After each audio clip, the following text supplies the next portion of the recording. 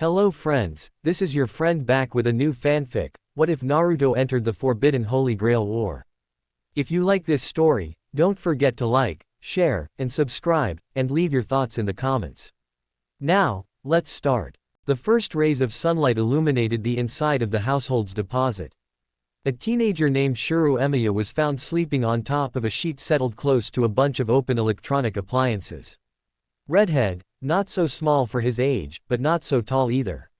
He was wearing his working clothes, composed of gray jacket and pants. He always enjoyed fixing things. It helped him relax and be at ease as this place was his own personal hideout. It certainly helped him overcome the sadness of his adopted father's passing, 5 years ago. Emiya Kuritsugu adopted him 10 years ago.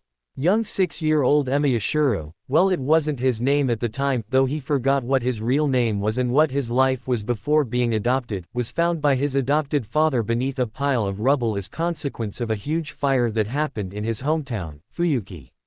To this day, the fire brought him painful memories. He remembered his younger self looking around the fire with empty eyes as he slowly placed small steps one at a time, to seek a way out of it. As he walked, he heard agonizing screams of people burned alive desperately calling for help.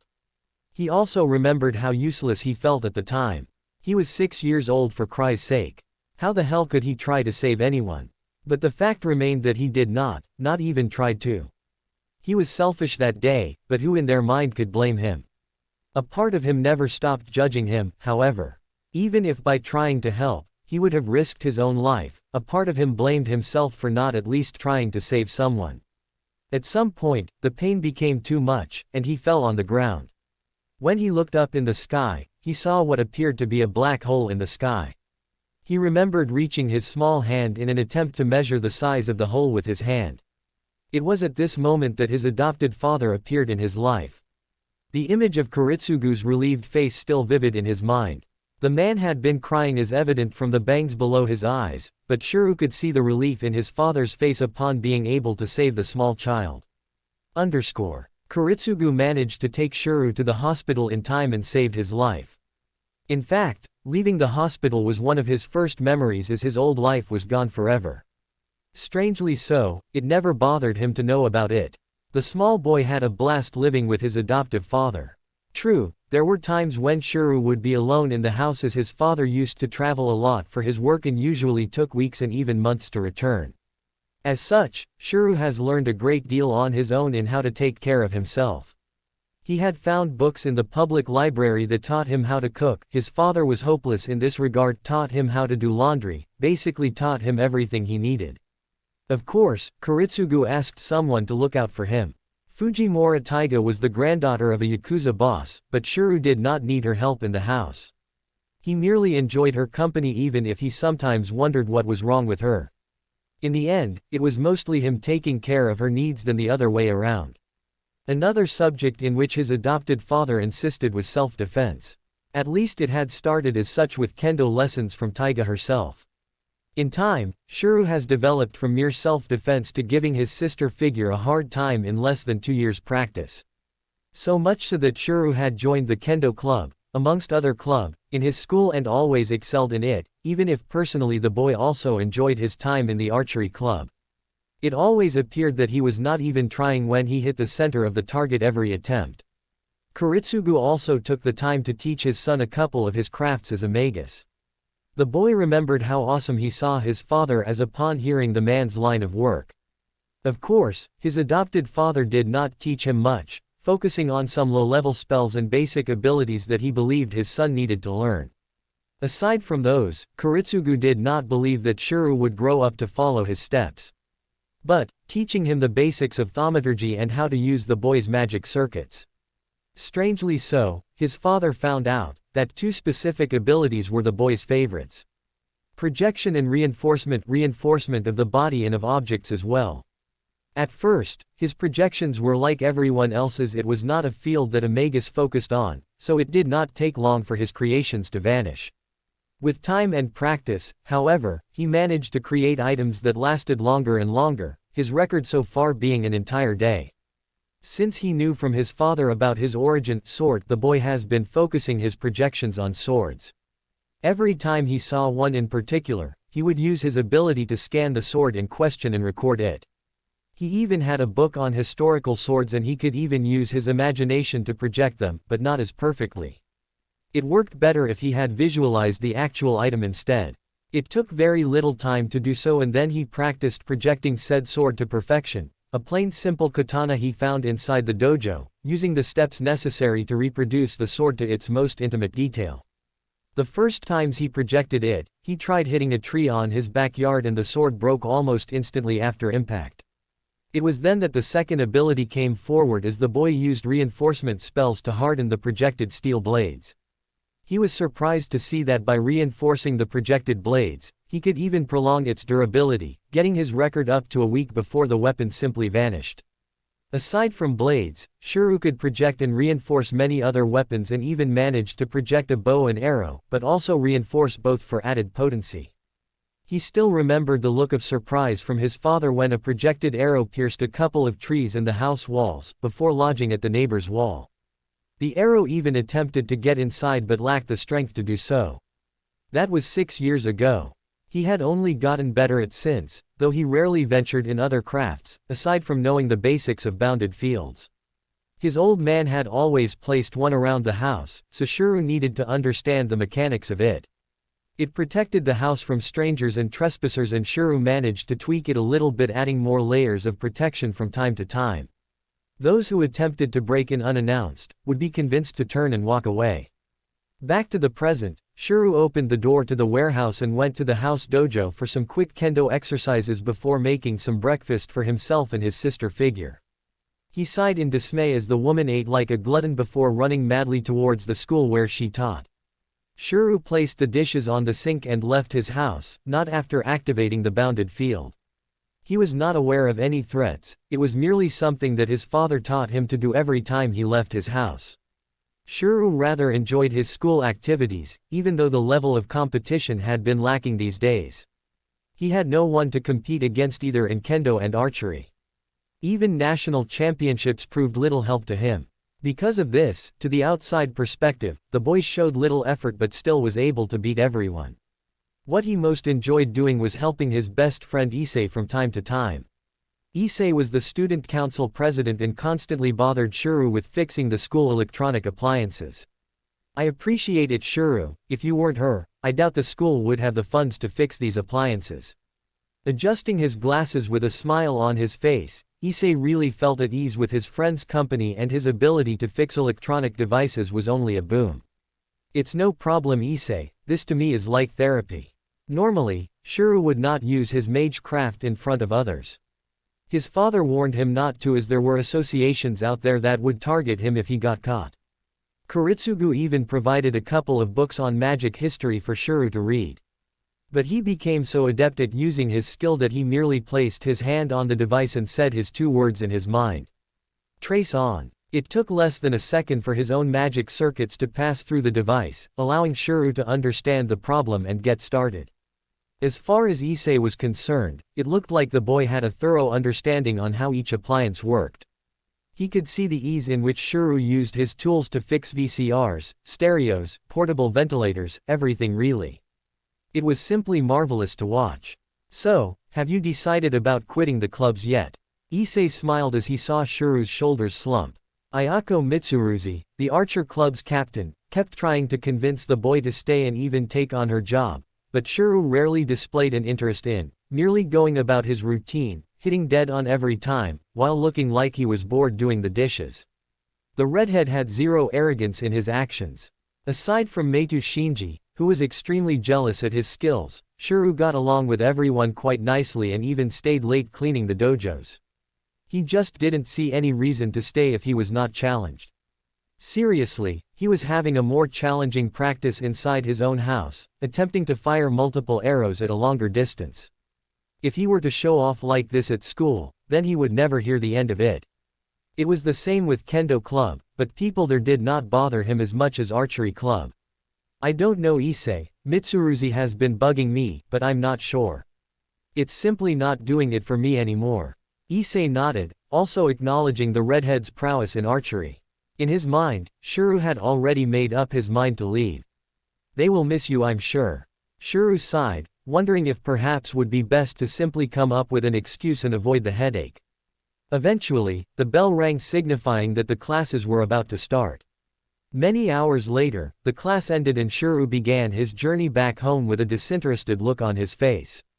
His fellow classmates simply watched him leave, wondering about the absent look on his face.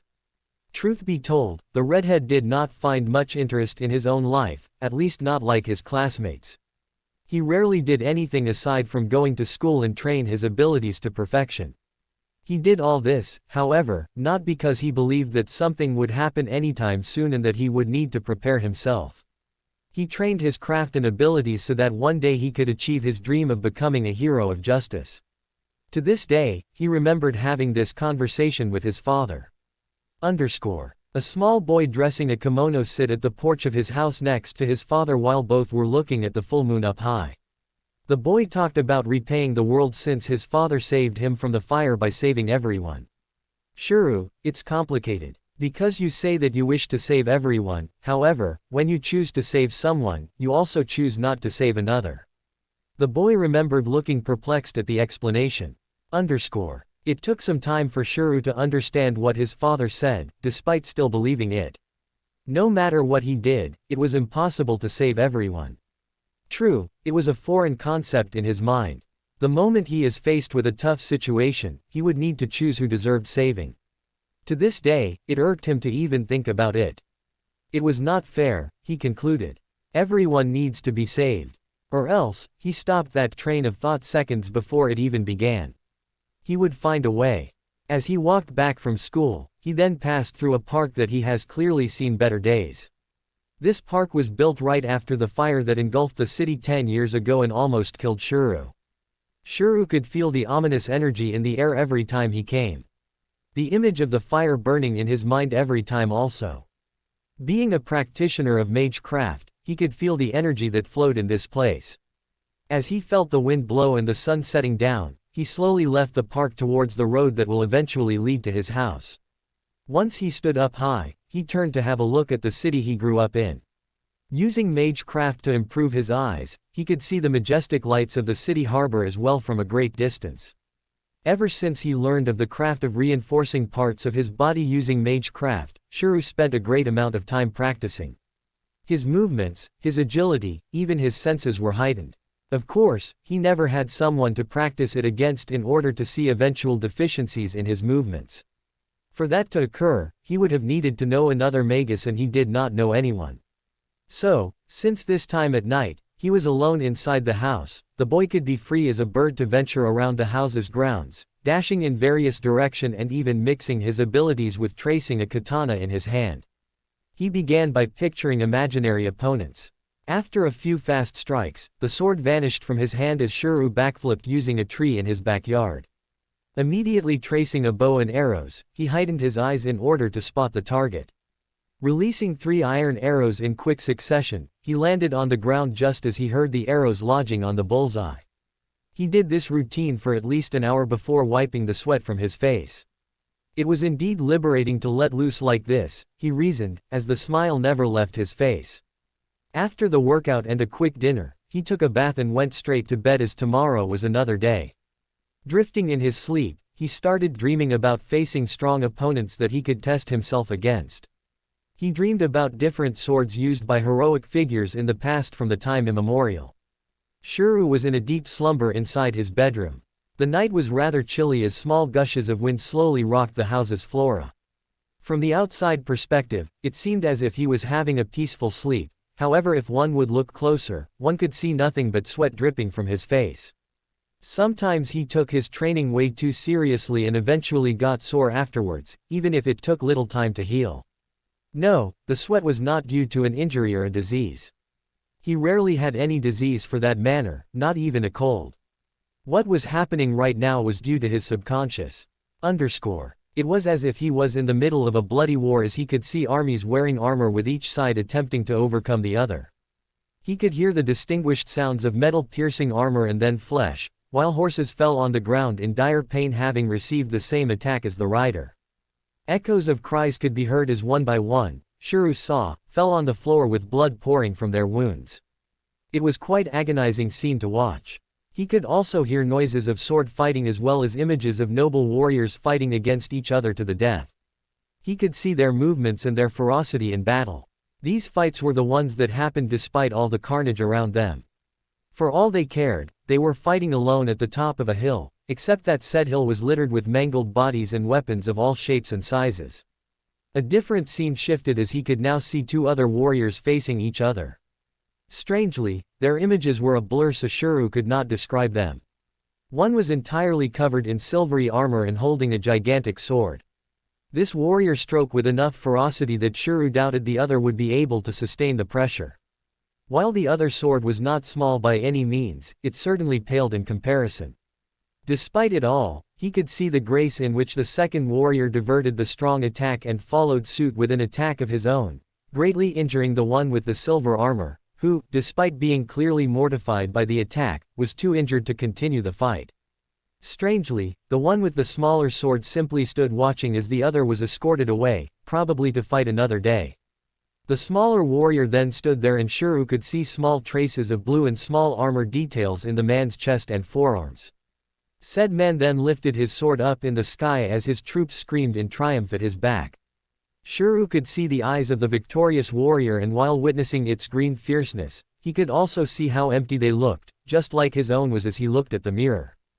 Eventually, everyone in the clearing vanished and only a sword remained in his dream. He was mesmerized at the sight of such beautifully crafted weapon. The steel appeared to be glowing in goldish hue as he could see the blue handle and golden guard.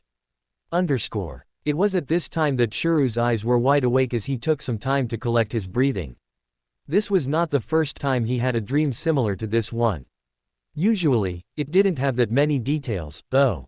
He didn't need to work his brain hard to remember where he saw the blade he had dreamed of. It was the sword that King Arthur pulled from the stone, the sword that granted him the position of king, the sword that allowed the man to rule Britannia, until his demise. Shuru had read about the king's story in his sword's book, hence why he remembered the sword. Was the man in his dreams King Arthur? Aside from the sword, Shuru remembered the eyes quite vividly.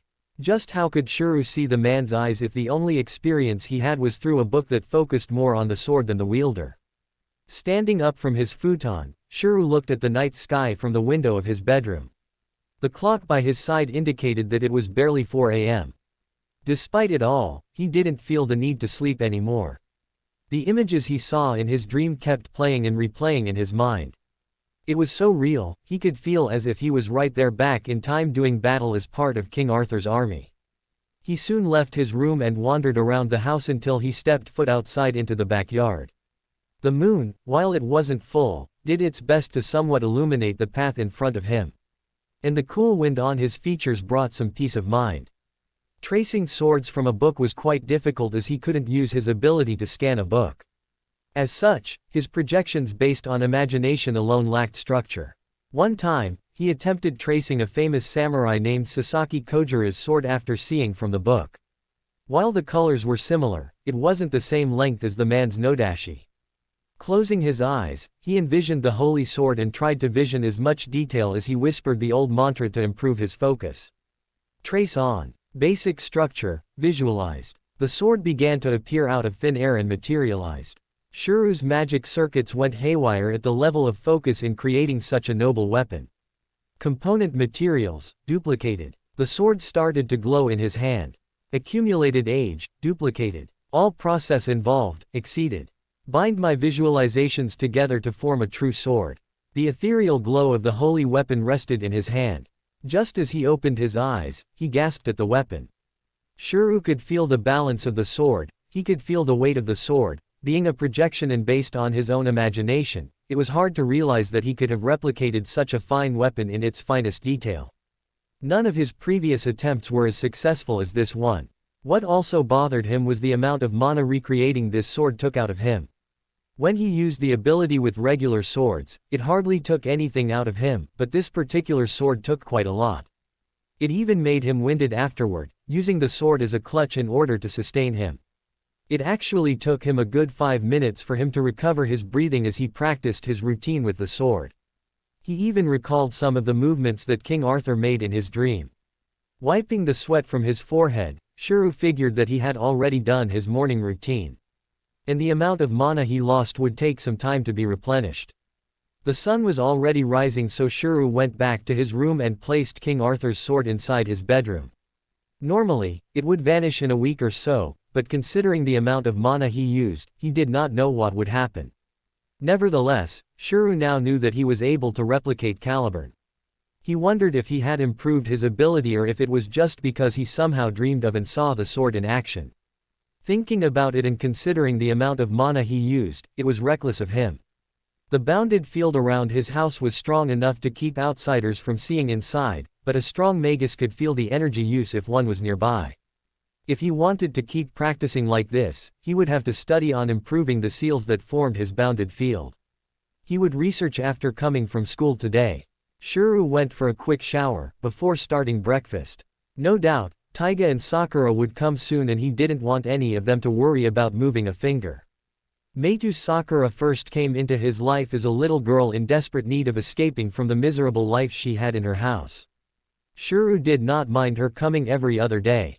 His sister figure said that it made the girl more at ease helping around with breakfast on occasion and even aiding Shuru with some of the housework. Even if Shuru appreciated the help somewhat, he wondered if Taiga should do something about her situation. He never did bother to ask her directly, though he wondered if he could have done something to help her situation, whatever it was. He could see that Sakura was in pain for some reason, but since she never told him about it, he just couldn't force her to be upfront about it. Hence why he simply respected that she was a girl that came to his house for breakfast, and eventually the three, Shuru, Sakura and Taiga, went to school together. Shuru had just finished the eggs when he sensed their presence passing the bounded field. "Emiya, good morning. Is breakfast done already?" Taiga made her presence known in front of the shy-looking Sakura. "Senpai, morning." "Ah, good morning Taiga, Sakura, please sit, breakfast is almost done." Both women nodded with a smile on their faces. Taiga immediately turned on the TV just as a news report appeared about a gas leak in one location of the city and a murder occurring not far from Emiya's household. Behind the counter, Shuru frowned upon hearing it. Every other week now something bad happened in Fuyuki. The image of the fire from 10 years ago appeared in his mind as he felt a bad omen. "Oh my, this city was so peaceful, nay Sakura. Now, this happens. You need to be careful while walking out there alone." Sakura nodded at the older woman, appreciating her concern. "I mean it, you need to avoid coming home alone. If you could from now on wait after class, I can take you home after school. No thug would dare take me on, I tell you." Shuru's simply sweat dropped as his sister figure almost jumped on top of the table and raised her fist with a smirk on her face. He silently appreciated her for accompanying Sakura after school, though. The woman knew how to take care of herself and would make sure to protect Sakura from harm. "Arigato sensei. I would like that." Eventually, all three of them left the house together. Shuru walked behind the two, just smiling at how engaging his sister was with Sakura. == at the school ===. No sooner had Shuru said his goodbye to Taiga and Sakura, Shuru stepped foot close to the high school building and flinched. An unnerving feeling had assaulted him immediately, making him freeze for a couple of seconds. A testament to his training under Kuritsugu that he learned what this feeling entailed. Kuritsugu explained to him that this feeling occurred when he was in the presence of another strong magus. Also, he could not allow to show that he was bothered by it as per his father's instructions. An expert magus could easily pinpoint him in the crowd, otherwise. As he kept walking, he tried looking around in search for the source. Not that he figured it would be easy, considering that he was near a large crowd of students. However, the fact remained that a student was a magus. Another fact also remained that this was the first time he had ever sensed a magus nearby since his father. Once more he felt a bad omen, just like he felt when he saw the news today. He could not help but wonder if the events were connected somehow. The number of deaths escalating in Fuyuki and the sudden presence of magus in his school. Tried as might, however, he was not successful in tracing the source. When he heard a step behind him, however, he felt it again. Reducing his steps as to not draw attention, Shuru slowly turned his head to see a girl with aqua eyes and long wavy black hair in a two-side-up hairstyle. Shuru recognized her, though he only knew her by name and fame. Tasaka Rin. All he knew was that she was widely admired by her peers. Shuru had never seen her talking to anyone aside from Sakura on occasion. Looking at her facial expressions, Shuru was met with an indifferent stare as per the usual with her, not indicating that she knew he was suspicious of her. The feeling this time vanished faster than before and Shuru managed to relax his breathing somewhat. Shuru then went inside for his class to begin. Emiya's household . It was quite late at night once Shuru stepped inside his house. Tonight he needed to brush his knowledge on theoretical magus knowledge. If he were to keep his magus practice from prying eyes, Shuru would need to improve the seals of his house's bounded field. He made a quick sandwich and then went to his room to get his father's books on bounded fields and other types of spells. The image of King Arthur's sword passed briefly through his sight and Shuru nodded in approval. Kuritsugu's library was not extensive. The man always favored pragmatism over theory. He was no scholar, no academic in the art of magic. Therefore, his library contained only what he believed was practical to his line of work.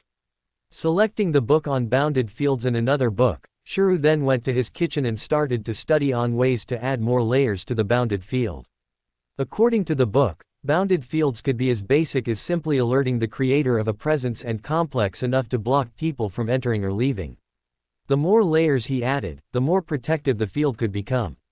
Also, Shuru needed to draw a specific seal that allowed him to use mana inside his house and said energy not leak outside. Getting up, Shuru used his trace magic in order to spot the 4 drawn seals that were spread around the house perimeter. Right now, all that the bounded field did was alert him of a presence entering his house. Placing his hand above the seal, Shuru added the needed drawings. Next, was the creation of 2 more layers of seals to further block anyone outside interference. Though Shuru needed to make a new shape drawing. If one were to look at his house from the sky, the first shape was a square that went around the household. The next shape would be a square shape as well, but with seals placed in different spots around the house and even outside the house. He took an entire hour to place all of the seals, but now he was certain that only an expert magus would be able to sense or even get inside. And even if one managed to break inside, except for those Shuru already considered trustworthy, Shuru would be alerted by the time the trespasser passed the outside layer of his now triple-layered bounded field. After doing so, Shuru figured that tonight was time for study and not practice. He separated a book on practical skills to learn and casually flipped through the pages. Okay, let me see here, Jewelmage craft, not interested. Plus, it's not like I have enough money to purchase the necessary supplies. Not to mention that I rather tracing my weapons. Flipping it more, he read about hypnosis and mind-tampering spells. While I trained in defending against, I just see no use in using these skills. A magus would not fall for it and I simply would not dare to use it on a regular person. Moving on, Healing Mage Craft. Healing Mage Craft is the type of thaumaturgy involving recovering the flesh of the injured and even to aid in detoxification. Tu-san explained that being a magus wasn't about using it for personal gain, but rather to help people. If I can at least cover the basics, I could use this ability to eventually save someone who is in need to a medic.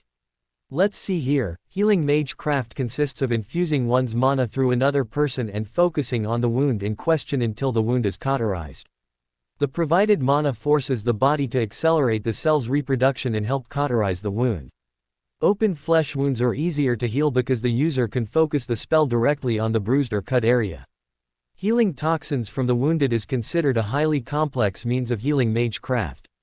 One had to first localize the source in which the toxin entered the body and supply mana inside the wounded until it's cleansed the toxin entirely. If, however, the user uses more mana than necessary, then the medicine ends up killing the victim. Used too little and would simply be a waste of energy. Shuru kept on reading about the subject for a while, not really understanding the mechanics about curing toxin. However, the part in which he could heal bruises and cuts was indeed appealing to him and his future ideal. Of course, he would also be able to use it on himself, should the need arise, which was also good in his mind. Come to think about it, Shuru's training mostly led him to focus on offensive maneuvers. However, his trace magic was very versatile and could even conjure other shapes such as a shield against attacks. Clearly, something to ponder as the redhead started reading about how to use the spells necessary for healing magecraft. He of course would not get it on his first try, but the night was young, and he had nothing better to do. He practiced the new subject until past midnight when he exhausted his source of mana. Yawning but with a smile on his face, he turned off the lights of the kitchen and went to sleep. _= at the school ===. Next day was uneventful as Shuru was found closing his bag in order to get home. School today was simply dull with Fujimura-sensei screaming at some student for calling her Tiger-sensei. Seriously, the woman needed to see herself in the mirror when she did that. Then, there was a stoic-looking professor that strangely kept staring at Shuru from time to time. It unnerved him somewhat. Kuzuki-sensei never seemed to be the teacher type as he lacked that charisma. He was stoic all right, often preferring for the students to conduct the class while he would correct the students if they made a mistake. Anyhow, best not linger on right now as Shuru got up from his chair and slowly walked away from his classroom. The sun was already dropping on the horizon and the few rays of sunlight still illuminated the path he would take back home. Since Shuru was able to rest appropriately, his resources of mana were almost full, which meant that he could come home and practice his exercises once more, and the added bounded fields around his house would ease his worries about using too much energy in his training. As soon as he entered the street that led to his neighborhood, Shuru passed by a little girl with long straight white hair that seemed to smile at him for an unknown reason. As soon as he passed by her and thought about trying to help her, he heard her giggling and walked away. He never bothered to look back and see that the little girl was looking at him with the same smile on her face. It's better not to stay out so late at night, Ni-san. You might get hurt. Shuru was on the verge of crossing the first layer of the bounded field of his house when he heard a sound of metal hammering nearby. Immediately thinking about the report from media about the murderers, he immediately went to check. As soon as he crossed a couple blocks, he was close to a small playground nearby his house and he could see the sparks of what appeared to be a fight of some sort. He hid behind a wall far from being seen, while using mana on his eyes to take a look. He could see two men dashing at high speeds, one wearing blue attire and the other red and black. The one with the blue attire wielded a red-looking spear while the other battled using two small and oddly shaped swords. Shuru could sense the mana bursts from these men and flinched at the conclusion. Were they magus of some sort, and why were they battling it out like this? Shuru began to scan their weapons and stored the information, while the fight echoed in the clearing. The park appeared to be empty, but Shuru could not help but worry that someone would get in the way and get hurt.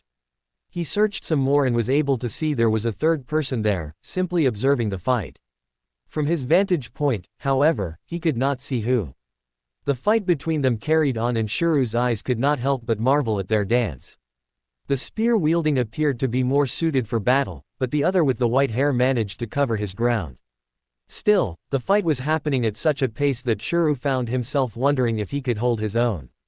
While he could follow their movements, he doubted that even using reinforcement, he would be able to move his body as they did. Still, a part of his mind was simply analyzing the move patterns as best as it could. Shuru gasped upon seeing the spear suddenly glow with a red aura around it. The blue guy was releasing an incredible amount of mana in this move. The redhead realized his mistake as his foot scratched the dirt somewhat, making enough noise for the spear-wielding man stop his attack and run to his location. Who's there? Shuru immediately cursed his bad footing and immediately reinforced his limbs to get the hell out of the man's path. Oh, aren't you a quick one? This should be fun. Shuru looked back as he saw the spear-wielding man closing in on him. The redhead cursed as he immediately projected his bow and arrow and started flying his reinforced arrows in quick succession. The sudden attack surprised Lancer somewhat, but he merely shifted his body dodging the incoming arrows. Lancer class after all had protections against projectiles and arrows were no exception. As long as he could see them coming, no arrow would come close to hitting him. Shuru saw this happening and threw another barrage just as he got within the triple-layered bounded field of his house. Seeing as it responded to his mana, the boy simply jumped off the roof and landed on the backyard as he released the bow and arrows. His eyes were able to see how little effort it took for his foe to dodge them. Taking a breath as he figured that he was safe inside the bounded field, Shuru looked up to see the man smiling at him standing on top of the roof. Quite interesting, your boy. I wouldn't take you for such a skilled magus. Though this bounded field of yours could not hold a servant for long. Servant, what is he talking about? Just like he saw at the other fight, the spear began to glow red before the man slammed the tip of the spear at the last layer of bounded field, instantly shattering it. Shuru barely managed to project a katana as he parried the spear with all the force he had in his arms, reinforced of course. Lancer saw the weapon the boy had now in his hand and smirked viciously. Shuru appeared to be holding his own, but the mere force of the spear made his knees double in effort. Do try more, boy. I need the entertainment. Lancer bombarded Shuru with spear moves and Shuru blocked him with the best of his ability, but the tip of the spear managed to pass through and grazed his arms. Shuru flinched in pain but placed a step forward to get inside Lancer's guard, attempting to strike his opponent, much to Lancer's approval. Being a heroic spirit and quite possibly the best spear wielder in history, Lancer managed to block the attack and was slightly impressed with the strength of the weapon's strike. Shuru attempted a few more strikes which were all blocked. He looked focused, but his opponent merely showed a smile on contempt. In between the adrenaline, however, while the sparks flew freely, Shuru could not help but ask. Why the hell are you attacking me? Lancer only smirked condescendingly. Call you unlucky boy, you're not supposed to see as servants. Lancer then turned the tables and forced Shuru to back up 2 steps, placing him in direct threat distance to his spear. Shuru merely placed his sword in front and was surprised when the sword was smashed into pieces. Meanwhile, the guy that was fighting the spear-wielding one simply stood by watching the fight. He could not help but gaze at the boy that was facing Lancer. Despite not being as proficient as a servant, he was surprised to see the fool holding his own even if barely. Archer, the white-haired man nodded at his master, that was being held by the man protectively. A human should not be able to face a servant, even if Lancer isn't going full strength. Archer looked at the fight and wondered what the hell is going on. He should not have this skill, at least not this early. Back to Shuru, his shock at seeing the sword smashed into pieces was short-lived and he reinforced his legs in order to get the hell away. He knew how slim his odds were here. So far, he only had minor injuries on his arms, which his mana was working hard to heal. Looking at the man's spear, Shuru was able to scan it to the point of being able to replicate Zhu like maybe Caliburn. Still, he doubted he would have the time needed to fully replicate the spear. Not to mention the fact that Shuru had little to no knowledge in how to wield a spear. Certainly, he would not waste mana on a weapon he could not use effectively. Lancer, for his part, simply stood there looking at what the boy came up with now. The man's master whispered words in his mind. What now boy, done with your tricks and ready to say bye-bye? Shuru cursed his situation. Right now, his opponent was dead set on killing him and he still didn't know why. He wanted to be a hero of justice, not die like this. He had many things he wished to accomplish, he just could not die here. Closing his eyes in focus, Shuru figured he could use another sword, one that would pack more strength than the regular katana. Of course, he wouldn't go about summoning King Arthur's sword right now, he would simply exhaust his mana doing so. But, he had another sword in mind to use. Trace on. Basic structure, visualized. The sword itself began to appear out of thin air and materialized. Lancer could watch in amazement as he could see a different sword materializing on the boy's hands, one far longer than the other one. Component materials, duplicated. The sword started to glow in his hand. Accumulated age, duplicated. All process involved, exceeded. Bind my visualizations together to form a true sword. When Shuru opened his eyes, he grasped at the nodashi of Sasaki Kojiro.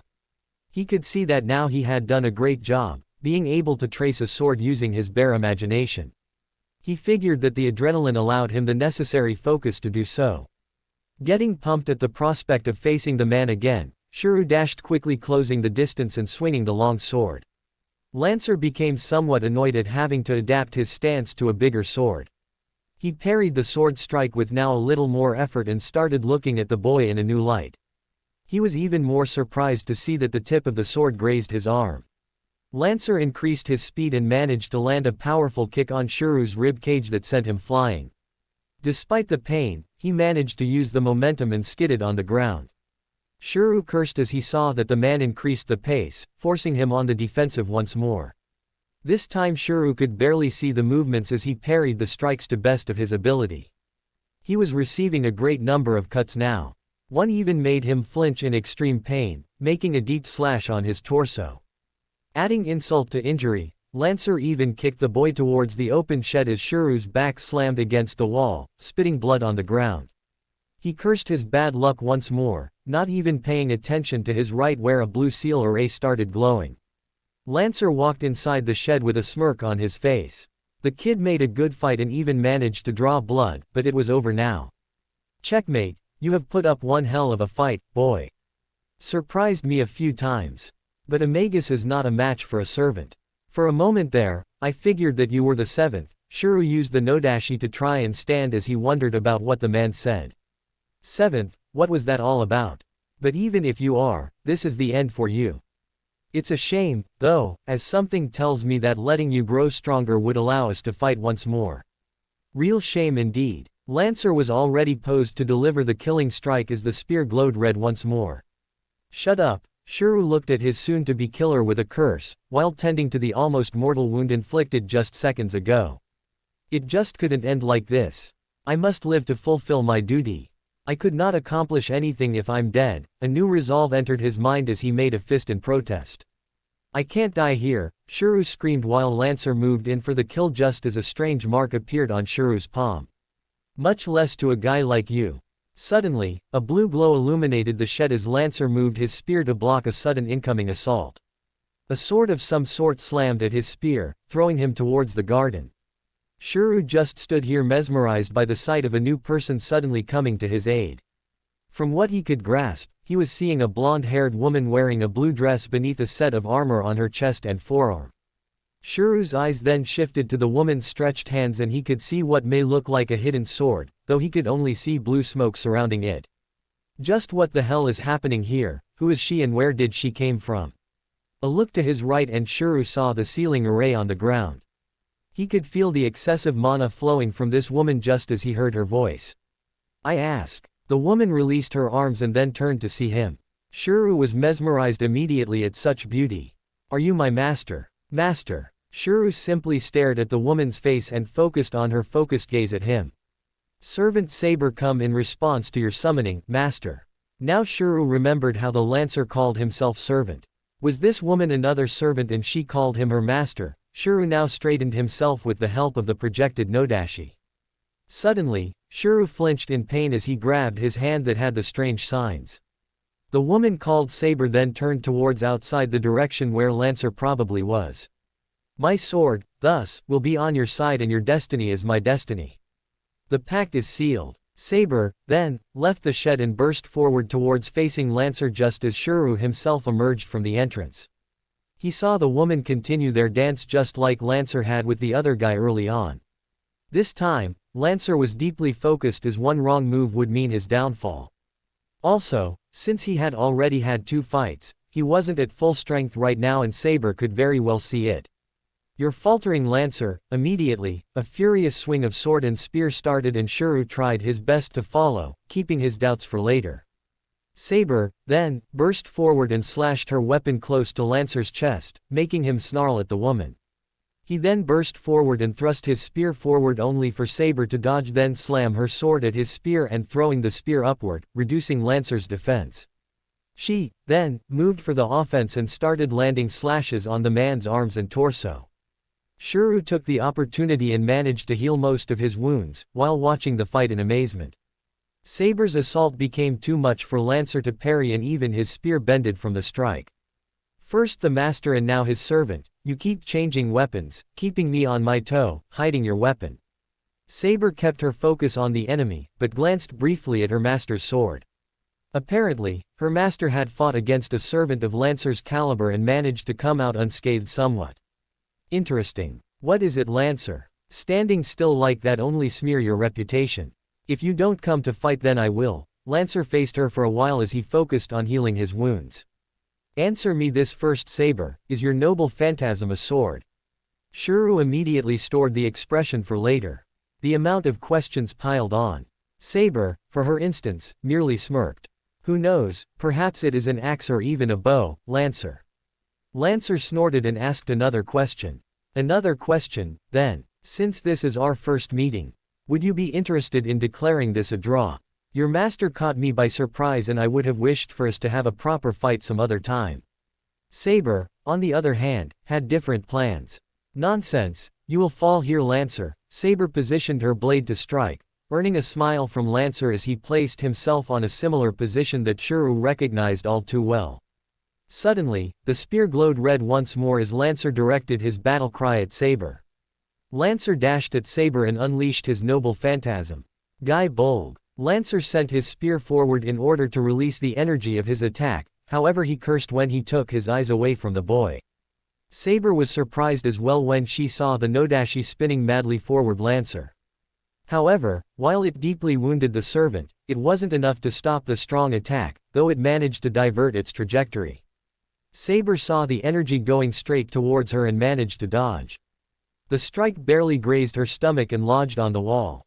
Lancer saw this and cursed the boy and Saber at the same time. Damn it, you two. Saber looked at the wound and flinched somewhat, figuring it to be a curse of some sort. Once more, her master came to her aid as she recognized Lancer's attack. Guy Bolg, are you the son of Ireland's light? Ku Chulainn, Lancer snorted, he admitted to having failed his mission. Said attack needed to be fatal, or else he was at a severe disadvantage. His master managed to sustain the necessary mana, but Lancer could not keep up against a strong servant such as Saber.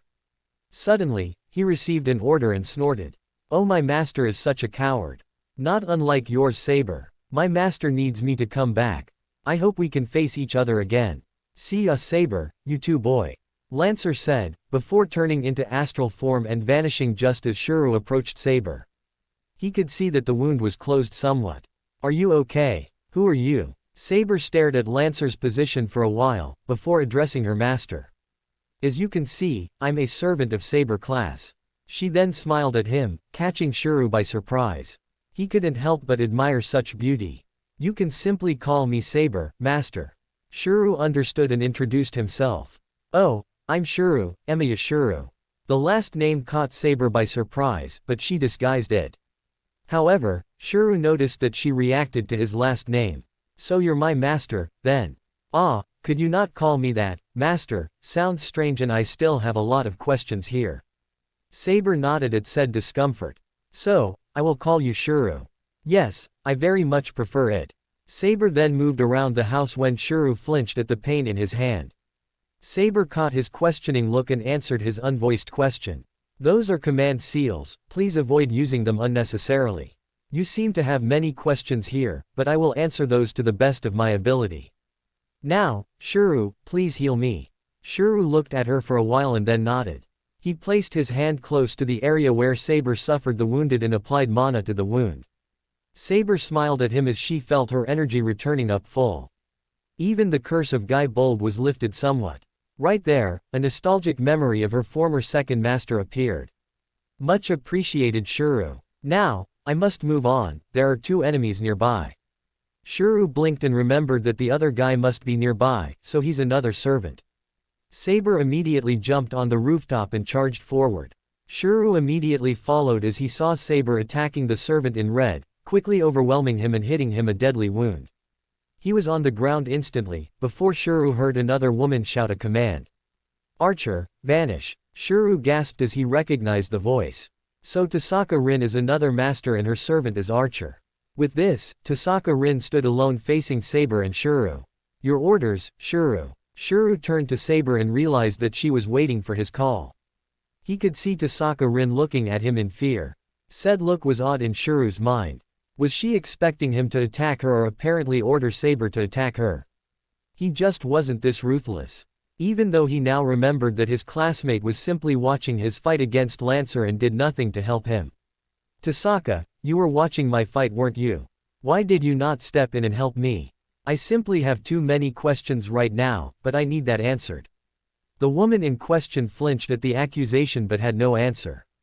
Shuru nodded his head in the negative in disappointment. He sure would intervene if he was able to, but he guessed that others would not share his mentality. Saber, also, appeared to be looking at the woman in front of her in judgment. He then turned to Saber. My apologies, Saber, but I really wish to have some questions answered here. We can face Rin and her servant some other time.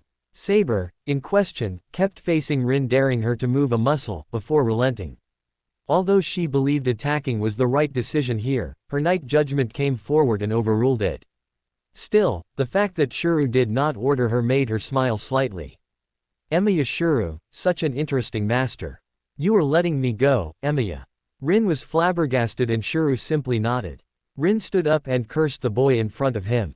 She was now indebted to him and she hated it. So, you are the 7th master. You do need to register your position at the Fuyuki church. He will provide answers to your questions. Rin explained before walking away. Shuru then released a sigh in dismay. He then turned at Saber and realized that she was looking at him. Apologies once more, Saber, can we go back inside? We can go to this church tomorrow, but would you answer my questions? Saber looked at him and nodded. Sure, Shuru. Let us inside. Shuru nodded as he went inside the compound. Saber just followed suit inside the compound as she remembered her time with Irisville in this place. She remembered this house being a property of her family, though her master did state that his last name was Emiya. She watched as Shuru worked diligently fixing a couple of seals around the house, before she could feel the bounded field taking shape once more. Shuru looked back at the servant and saw her look of wonder. Sorry, this will take only a while.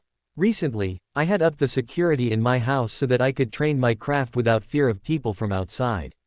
That Lancer guy just had to destroy the last layer with his spear. Saber could only nod in satisfaction at her master's concern.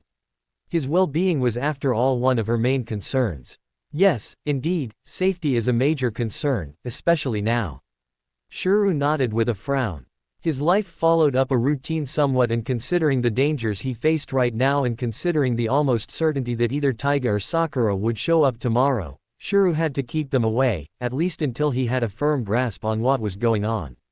He added a special layer on the bounded field that even Taiga and Sakura would not be allowed entering.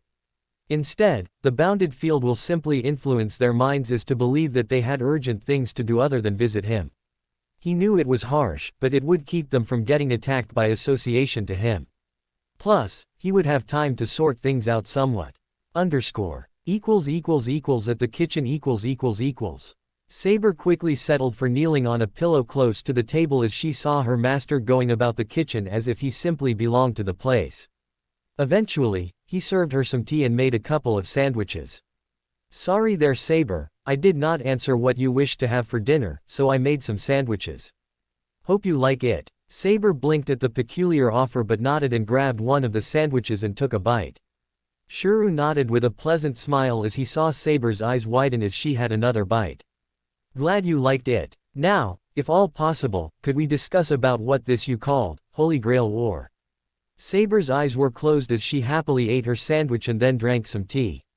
She then nodded at Shuru. I'm happy to answer any doubt you have, Shuru, though depending on the question, it would be best to hear from this moderator at the church. Shuru nodded. I have a lot of questions, but it would be best if you gave me a summary of what we're going to face against. I gather that you at least know the relation shared between servant and master. Yes, somewhat. There are classes of servant out there who are summoned by their master. For now, though, I only know of 3 servant classes, you Saber, that Lancer guy and Archer, Rin's servant. I don't know about the rest. Right, aside from those you said, there are 4 others. Rider, Caster, Berserker. Each servant has both advantages and disadvantages. Shuru nodded, motioning Saber to continue. Okay, next, an important matter to explain is the connection we now share as master and servant. For instance, those seals on your hand are called command seals. Like I said before, please refrain from using them unless you are in dire need. Those seals allow a master to command a server to do his or her bidding. Shuru frowned at this and Saber explained it, though she too felt uncomfortable at being forced to do something she is so set against it. The seals can also be used like that Rin person used ordering Archer to leave, or even be used to summon a servant to your location, in case you're in trouble. Shuru nodded as he got up and fetched more tea to serve his servant with. You don't have to worry about me using it to do anything against your ideals, although I would like to know them better, so as to know more about you, if I may. Saber remembered how Shuru handled his situation with that Rin girl, and although she was against the notion of not attacking the other master, Saber could see that her master followed similar codes of chivalry. Indeed, Getting to know one another is key to us winning this war, Shuru. Ah, could you tell me more about this war, or why is this happening? The Holy Grail War revolves around masters beating other masters through their servants. There are 7 masters and 7 servants. As such, the one who is able to defeat the other 6 masters is granted the Holy Grail, which grants both the master and the servant any wish they desire. Shuru frowned at the notion of becoming a part of something that he had never asked for, but said nothing.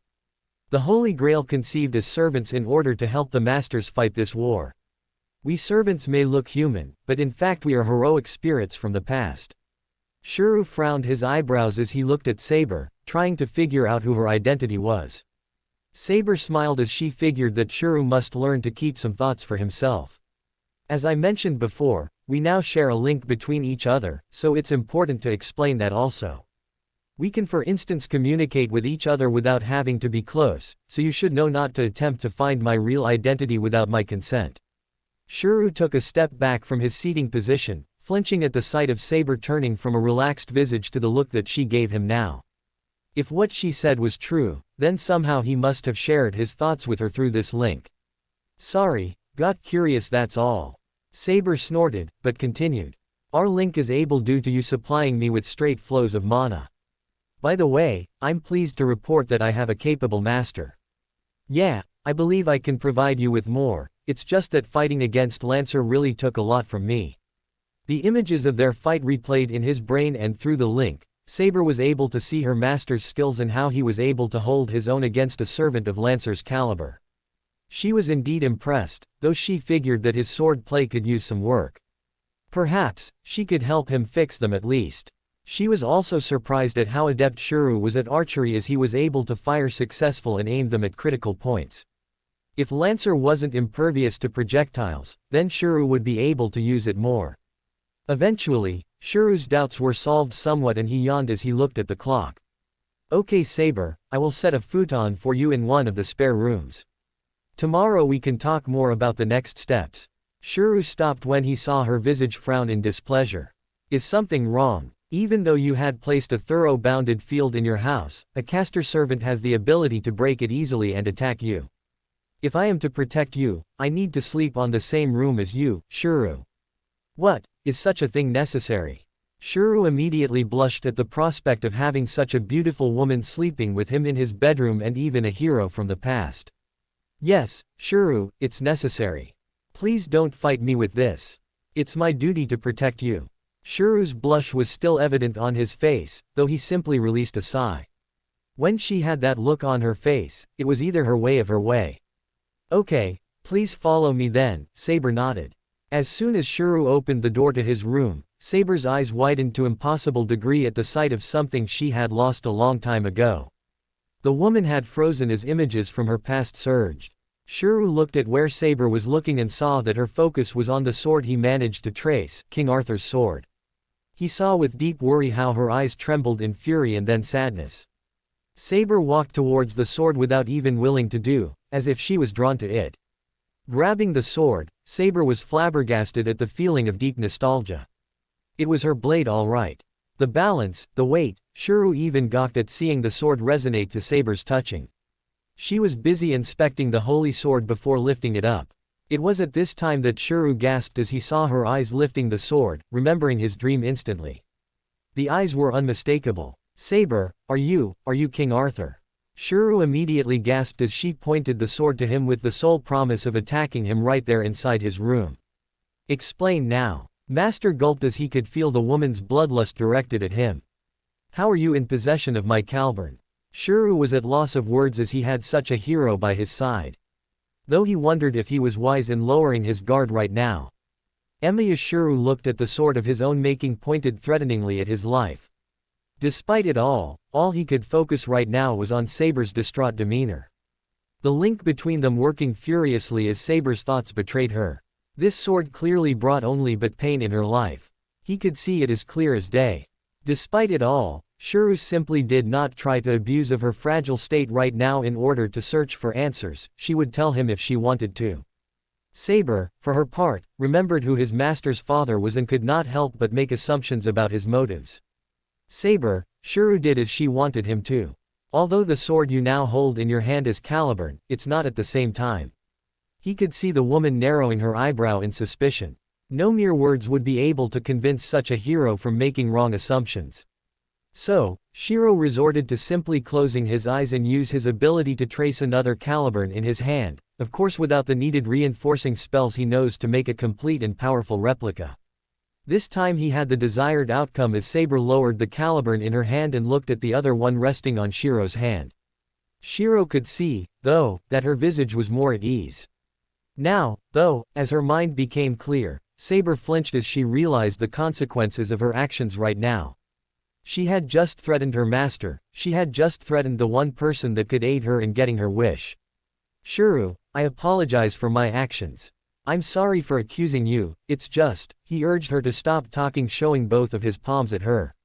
You need not apologize, Saber. I would not dare to assume a hero figure such as yourself to have to explain. Saber looked at him in surprise, before she remembered that her actions ended up betraying her own desire to keep her identity a secret. If only her master knew that said fame was ill-deserved. The redhead in question smiled at her and placed a comforting hand on her shoulder as Saber was still looking down from her actions. She was feeling ashamed of her actions. Saber, please lift your head up and let's forget that this happened. Shiro maintained his smile as he saw the lingering visage of his servant. Frankly, I am quite honored that King Arthur himself confused my work with the real weapon, herself, who would have thought that King Arthur was exactly a woman. Saber, for her part, smiled at her master and nodded in appreciation. Still, she once more looked at the Caliburn in her hand. If what her master said was true, then frankly, Shiro's skills could be quite scaring. What is it, Saber? I can feel the energy in this sword you created just like I used to feel when I took it out of the stone. How are you able to replicate a noble phantasm? Shiro blinked at the question, completely clueless. Just what is a noble phantasm? Saber looked at him for a while and released a sigh. Despite being quite skilled, she now remembered that he didn't have knowledge of servants in the Holy Grail War. As you know, we servants are heroic spirits. Each servant is summoned to a specific class which is best suited to the servant's abilities. Aside from our class, we servants have what we call noble phantasms. Lancer's spear, archer's bow and my sword are good examples of noble phantasms. Noble phantasms are the servant's secret weapon. That being said, a great amount of mana is necessary to activate a noble phantasm. Saber explained, earning a nod from Shiro. Also, the servant needs to say the weapon's name in order to activate the noble phantasm, as such the servant risks exposing his identity and thus expose the servant's weakness. Shiro then remembered when Lancer used a powerful attack against Saber. So, when Lancer said the name of his spear, Guy Bolg, that was his noble phantasm. Saber nodded. Indeed. Since his attack proved not fatal, his identity was exposed to us. Now, as I explained what noble phantasm are, I do return the question, Shiro. How were you able to project a noble phantasm? He crossed his arms in ponder. True, that now begs the question. Saber's explanation to him sounded alien. Just how could he create a weapon from scratch like that and even recreate said weapon's power and even its history? So much so that even King Arthur, Saber looked astounded by his recreation of her historic sword. For him to be recognized by the very wielder of such a weapon was mind-boggling. Still, Shiro figured that he would explain his ability and Saber would figure things out for him as she had the most knowledge anyway. I really don't know what to tell you, Saber. Shiro extended his hand and manifested a regular katana with black handle and red scabbard. My specialty in terms of magecraft is projection and reinforcement. He then removed the katana from the scabbard and Saber could see the glint of the blade shining back at her. As a sword enthusiast, her eyes sparkled as Shiro handled her the katana.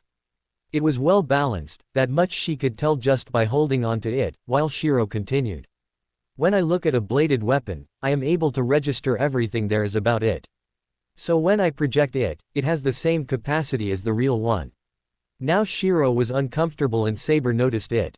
I managed to scan Guy Bolg and even a couple of small swords that the archer servant used when he faced Lancer, but Caliburn was a weapon I had never seen before. Then how were you able to replicate it? Saber felt a bad vibe as Shiro avoided her gaze somewhat. She figured that her outburst earlier must have made him hesitant. Shiro, on the other hand, simply breathed calmly and explained. I don't know why, but I had a dream about you. Saber's eyes widened. I dreamed about one of your battles. It was so real that I guess it would be best if you used our link to see for yourself. She looked troubled for a while but relented. Both soon closed their eyes as Shiro remembered the images that would forever be on his brain, as if he was the one who was traumatized by the event. It didn't take long for Saber to open her eyes in wonder. She didn't need to replay one of the very parts of her history that she was mostly ashamed of. It was the first fight she had against her son Mordred in the beginning of her kingdom's downfall. She may have won that fight, but after that pretty much everything happened that eventually led to her demise at her son's sword. The image of Caliburn in her hand proved to her that her master's words were truthful. Shiro opened his eyes and saw that the woman simply got up and left her master alone. Shiro got up and followed as he saw Saber seating on the porch while looking up the sky with a far look on her face. Shiro soon joined her, maintaining some distance, allowing her to sort her thoughts. Truly, this was something she was not at all prepared for. It seemed like someone was playing tricks on her. It's been quite a while since she had felt this vulnerable, and that's not even counting on her early experiences as king and the necessary front she had to uphold as a man, while being a woman. All that happened, and in less than a day she was summoned to her new master's side. Do you have these dreams often, Shiro? This one had more detail, and it was the first time I have felt as if I was right there witnessing it all, feeling it all. Now that you explained it to me about Noble Phantasm, I guess that's why I was able to replicate Caliburn as thoroughly. In the end, I did witness it. To believe that 2 days later, after having that dream, I would be having a conversation with said legend. I know that as a magus, we are expected to perform things that normal human never dreamed of, but having a nice conversation to the King of Knights herself in my porch is simply too much to grasp. Saber smiled at him. She felt at ease talking to him, she reasoned. Getting up from her seating position, she then faced Shiro with a smile on her face. Shiro, I was King Arthur, but that was a long time ago. You don't need to show reverence to me. I'm your servant. Like I said before, my sword is yours to command and your destiny is my destiny. Shiro smiled at her and got up himself. You make it sound as if you're the only one fighting Saber. I may not be much help on the front lines against other servants, your majesty, but I can and will provide assistance. Saber frowned at that, and specially about that, your majesty, part. Her concern was his safety, but if he ended up giving Lancer some trouble, then she guessed that providing assistance to her was better than him alright facing servants directly. Saber, together we will face the other servants and master. I'm counting on you. Shiro then extended his hand for a handshake. Saber looked at Shiro's hand in wonder. What's wrong? Shouldn't we shake hands? It's not that, Saber said with a smile. I just wasn't expecting it and was surprised. Saber then shook Shiro's hand. Her master was an oddity indeed. Treating her like a partner instead of a servant. Tomorrow, I won't go to school so that we can talk about the next steps as well as talk about going to this church. For now, I think it's time to get some sleep. Saber nodded and followed the redhead to his bedroom. Next day . The next day Shiro jerked his eyes open and he gathered his breathing. Once more, he had a dream about what looked like a little girl, probably Saber, approaching the stone where Caliburn was lodged. The dream showed her grabbing the hilt, before turning to a man wearing white tunic and showing a mysterious smile at her. He was saying something to her, though Shiro could not hear a word. Then, with a fierce resolve, the little girl yanked the sword from the stone and lifted it up to the sky. That was the end of her old regular life and beginning of her rule as King Arthur. Are you awake, Shiro? The boy turned to his right and saw the girl in question looking at him with a saddened smile. Saber had just woken up as well and kneeled in front of him. Morning Saber, is something wrong? Saber's closed hand rested on her chest as she remembered a nightmare of her own, albeit it was not her trauma. I had a dream about you too, Shiro. That alone forced him wide awake as he got up and sat in front of her. She could see herself in little Shiro's shoes as he attempted to escape from the flames while at the same time making all efforts to stop the desperate shouts of pleas around her being burned alive, begging for help from a mere child. It was quite heartbreaking. Aside from that, however, Saber could tell that she was beginning to know her master a little better. Experiences like these bounded them. Not everyone could understand the other's pain unless he or she hasn't suffered in the past. Also, she had a sinking feeling in her gut that she was the one responsible for her master's suffering, which made her pain all the greater. Shiro sure had only 2 painful memories from his life, which Saber could have dreamed of, and he was betting that it was the fire. I also had another dream about you, Saber, about the first time you had Caliburn in your hand. She was surprised at that. It seems that for whatever reason, the link between master and servant was stronger. She had no recollection of sharing these dreams with her other master from the previous war. Shiro, for his part, noticed something different about the woman's attire. When they went to bed, Saber was wearing her long blue dress outfit. "Say Saber, what are these clothes you are wearing?" The woman smiled at him and stretched her arms to feel the comfort of this smooth white long-sleeve shirt followed by a blue skirt that would reach her knees. "Well, I took the liberty of searching around the house for some clothes it could fit and found these in one of the rooms. It's quite comfortable, Shiro." The redhead nodded with a smile on his face. "It looks good on you, Saber." A faint blush soon appeared on her face and she appreciated the compliment with a gentle smile. Shiro immediately realized his slip and blushed a bit himself, scratching his hair.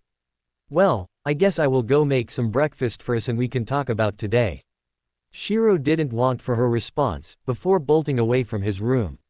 Saber looked at the flitting scene and smiled at him, before taking a moment to feel the beautiful clothes she was wearing. In her last war, she wore a black suit as she didn't want people to look down on her for being a woman.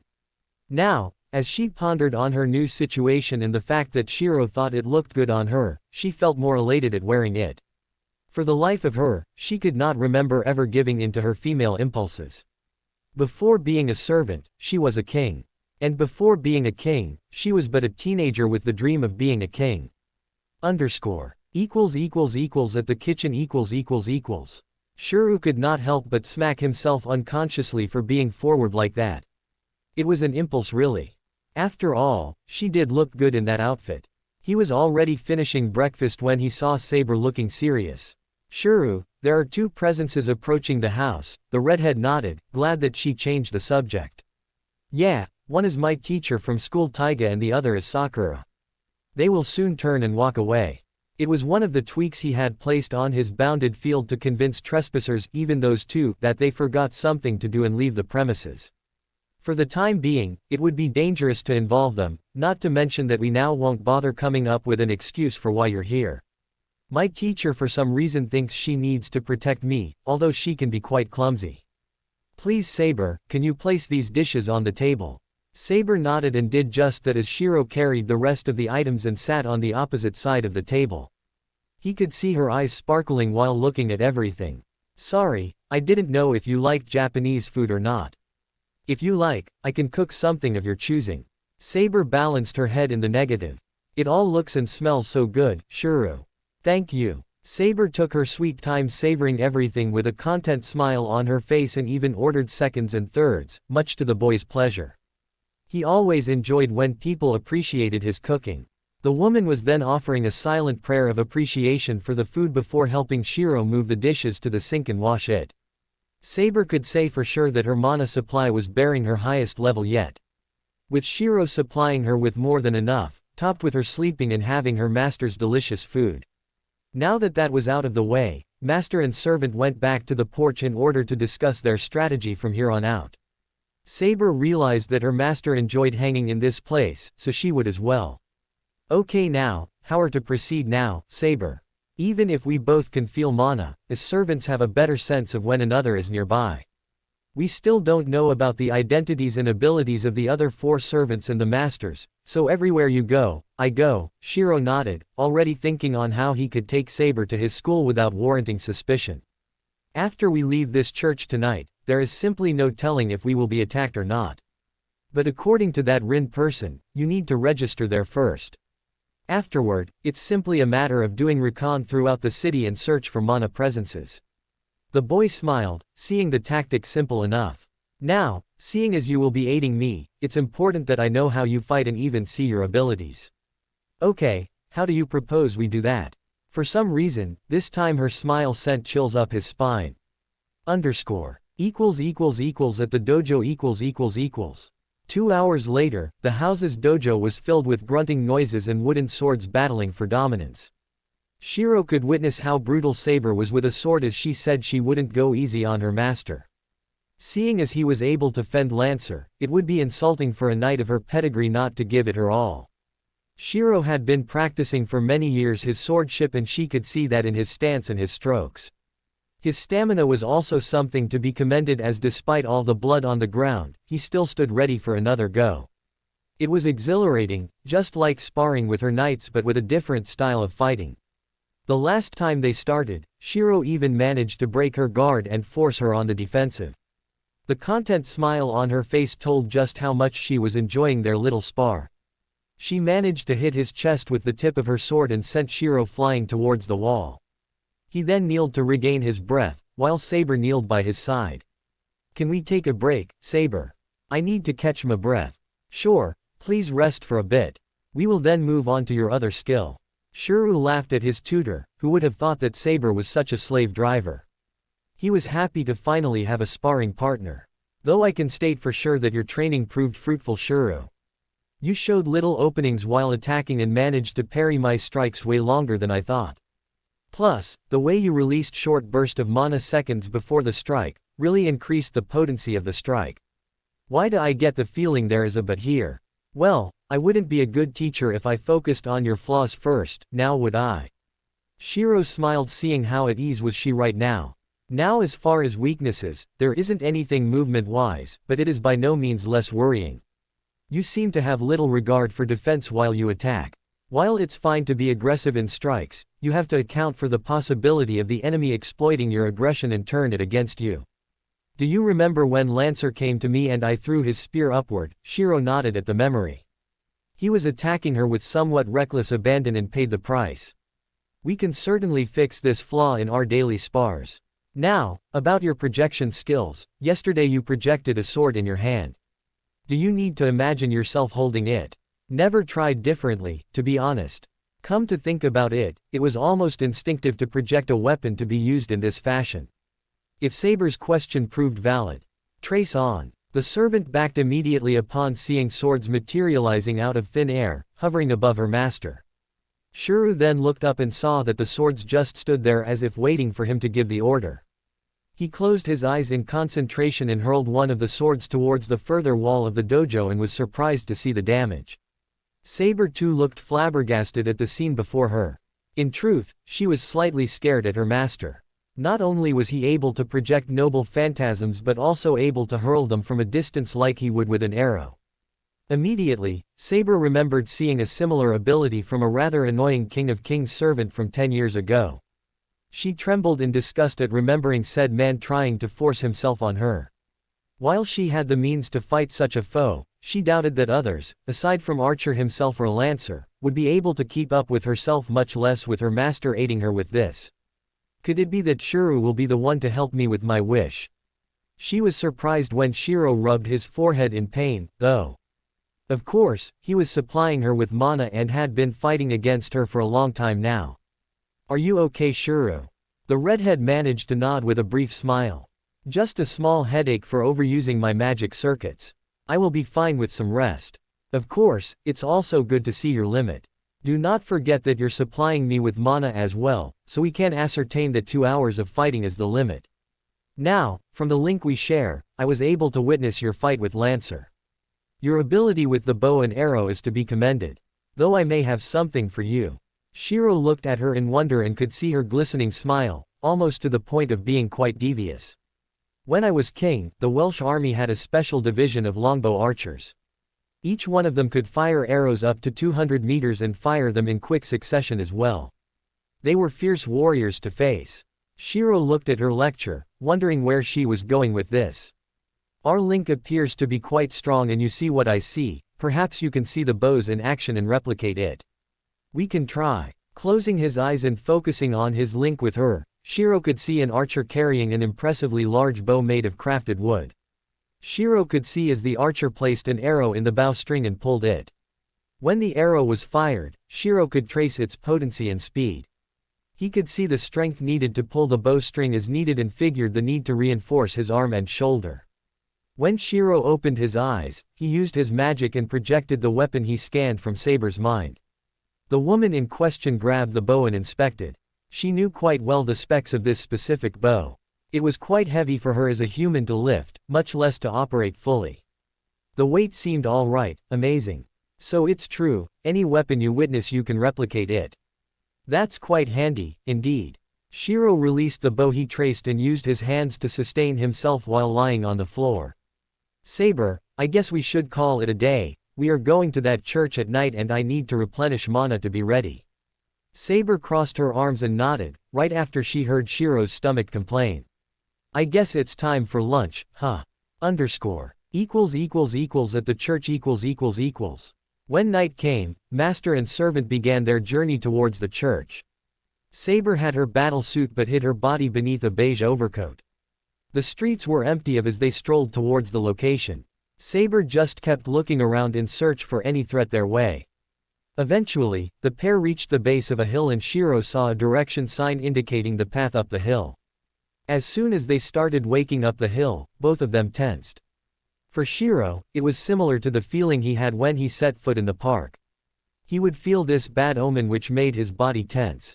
Saber, for her part, unconsciously took a step forward from her master, walking in front of him just in case.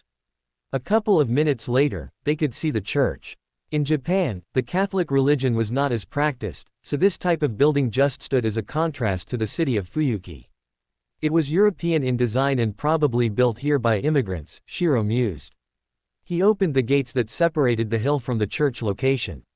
He stopped when he turned and see that Saber just stood behind the gate, not following him.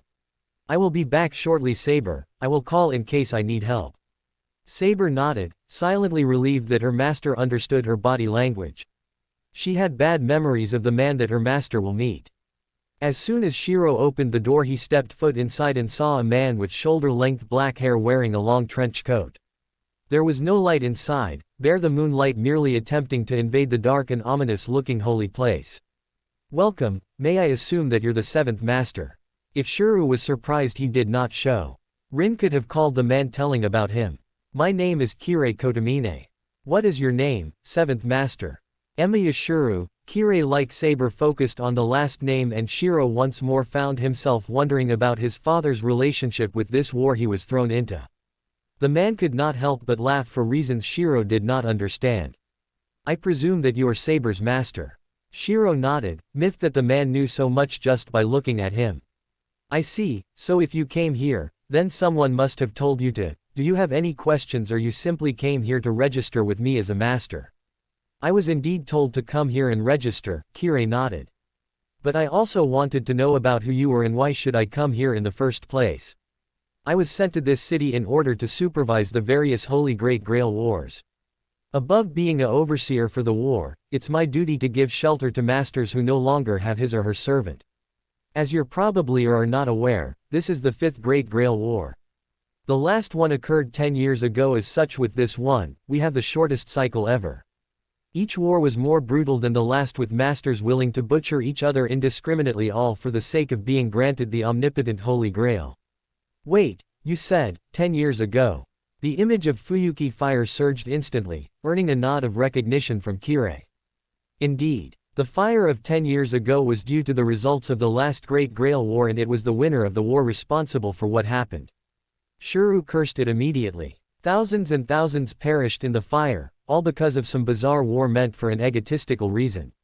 Shiro slightly trembled at the notion of that happening once more.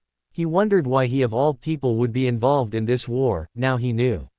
He would need to fight this war not because he had a wish to be granted, but to stop a disoriented person or servant from using the Grail for misguided means. Kirei, for his part, attempted to use magecraft to get in Shiro's mind, but he could sense that this kid was strong. He was resisting his subtle influences, which would allow Kirei to get inside his mind and figure out his secrets. What can you tell me of the one who won the last war? What happened 10 years ago? Was it because of a wish? While I cannot divulge the identity of the previous masters, nor the ones from this war, I can at least tell that he was an undignified master. I do not know what he asked of the Grail, only that the disaster happened after he obtained it. The fire, which cause is still unknown, was the end result of the last Holy Grail War. Kirei could see that the boy was somehow affected by the fire, but he could not get inside his mind to search what happened. Even Rin, an experienced magus, fails to block me for this long.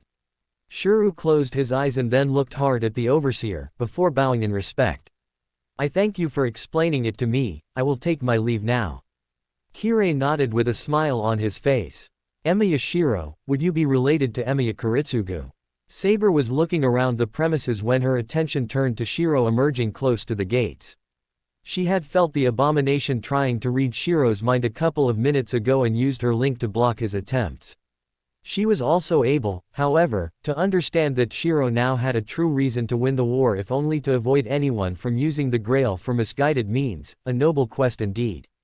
The consequences of her old master's actions weren't clear until she began her link with Shiro.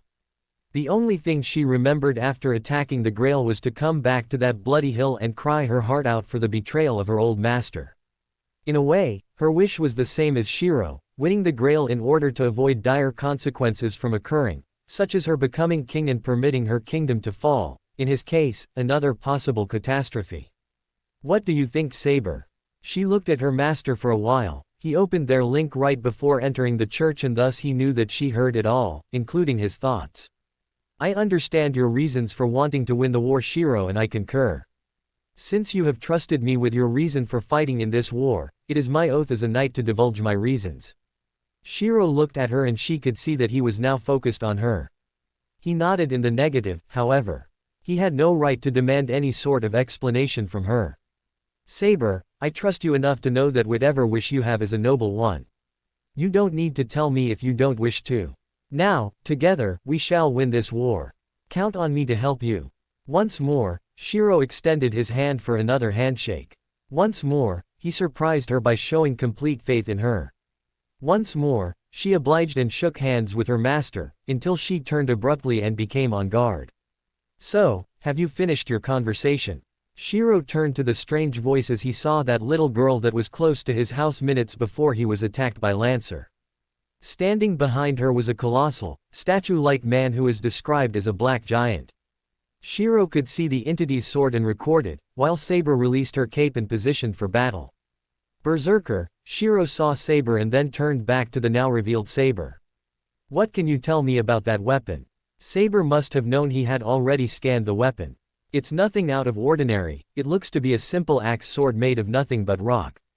Saber nodded while maintaining position. The little girl, for her time, kept smiling at her two combatants. We meet again, big brother. Saber turned to Shiro and wondered. Why are you calling me that? I don't have a sister. Saber could not shake the familiar face she saw in front of her, though if her memory wasn't failing her, then she would have been a grown woman by now. Ilyasville. You wound me, big brother, after all we have the same father, Emiya Kuritsugu.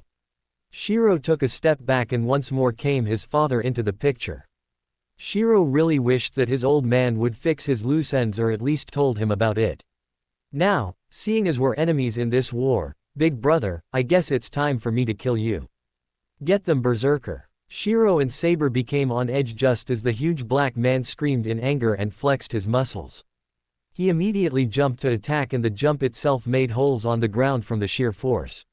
Shiro, stay back. For such a huge figure, Berserker was close to them in seconds while Shiro reinforced his limbs to create some distance. Saber held her blade firmly parrying the huge axe sword with her strength, before swinging with her power to push Berserker away. The menace was about to strike again, when a great sequence of arrows soared at him, forcing him to parry the projectiles with his axe sword. Saber took the opening her master provided and released the energy in her weapon, sending a wind typhoon straight at Berserker, hitting him dead on. Despite the force of the wind and its cutting properties, Berserker only screamed in rage and defiance. Saber's attack hit him square in the chest and some cuts were plainly visible in his entire body, but they soon closed. The little girl watched it and kept the smile on her face. Berserker charged once more, this time gunning for the master as Shiro and Saber used their agility to switch places. Saber then began to use sword play against the gigantic menace, effectively going toe-to-toe with him. Saber witnessed how strong the brute was during their strikes as he was holding that axe sword of his with one arm. Also, he could follow against Saber's invisible blade as well, which was surprising considering his berserker state. One needed skill to be able to keep up in swordplay. Berserker swung his axe then so hard that, although Saber parried it, her body couldn't sustain the inertia of the blow and flew back a couple of meters. She stopped for a while as in analyzing her foe, before charging once more. The dance remained until she was able to stand on top of his sword and attacked Berserker. He let go of the weapon and started using his body to fight, forcing Saber to retreat. You must be a heroic spirit of renown. Even engulfed in insanity, your fighting skills are indeed impressive. I can only admire you. Berserker went on the offensive and this time Saber had difficulty blocking his strikes. She may have the strength to hold him, but their difference in mass forced her to adapt. Hence why it appeared that she was being thrown right and left in the air like a rag doll, but she was adapting to his strikes, while figuring out what she could do. Shiro kept using his arrows for assistance, which gave his servant the needed space to plan.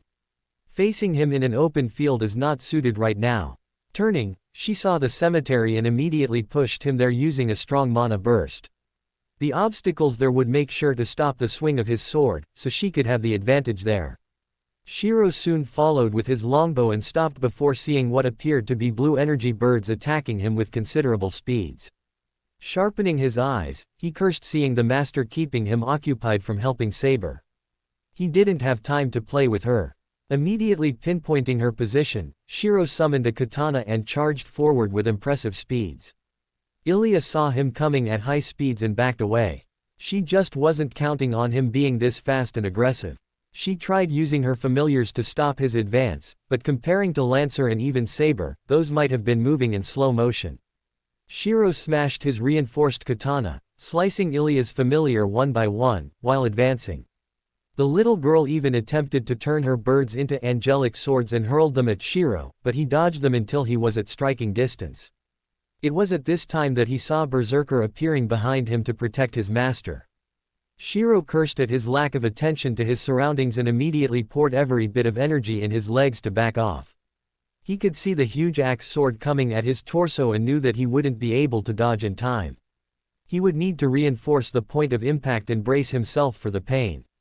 It was at the expense of a second that Saber charged from the opposite direction and with her sword now showing she made a diagonal slash at Berserker, causing a huge cut on Berserker's torso, before swinging once more to send him away from her master. Ilya looked at the scene lying on the ground. Despite being a powerful magus, she was never pushed like this in a fight, hence why she could not help but tremble.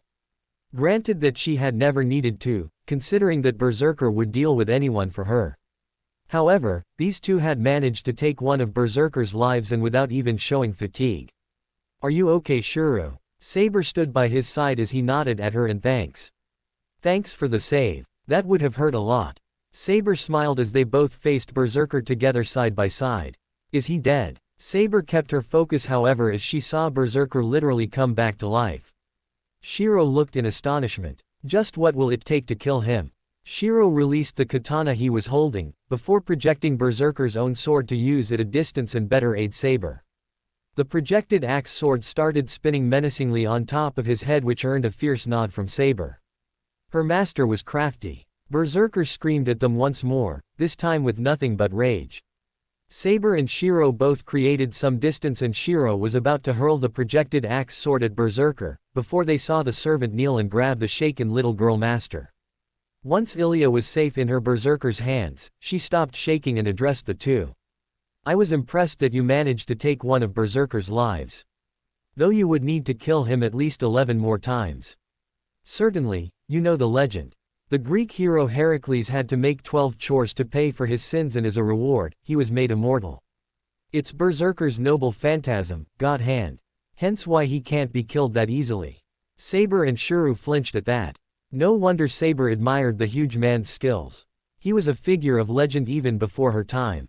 "Anyway, I will let you live once more." "Wait." Saber and Ilya looked at Shiro, who spoke. "Who are you and why do you keep calling me big brother?" Ilya hummed in distaste. "My name is Ilyasvil von Einsborn." The last name was familiar to him as he remembered reading about the mage family. "From your expression, though, I'm guessing our father had never mentioned that I exist to you." "It matters little. In a couple weeks, you will join him in the afterlife." "Let us go, Berserker." Shiro frowned at the threat. It simply did not belong to a little girl to say such things. The black man turned and walked away, leaving Shiro and Saber alone amid the destructed path. Shiro and Saber were immediately conflicted as they looked at Ilya's direction.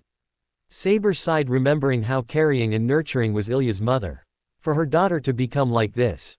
She remembered that Irisvil perished to become the Lesser Grail, and Kuritsugu must have abandoned his daughter to her family.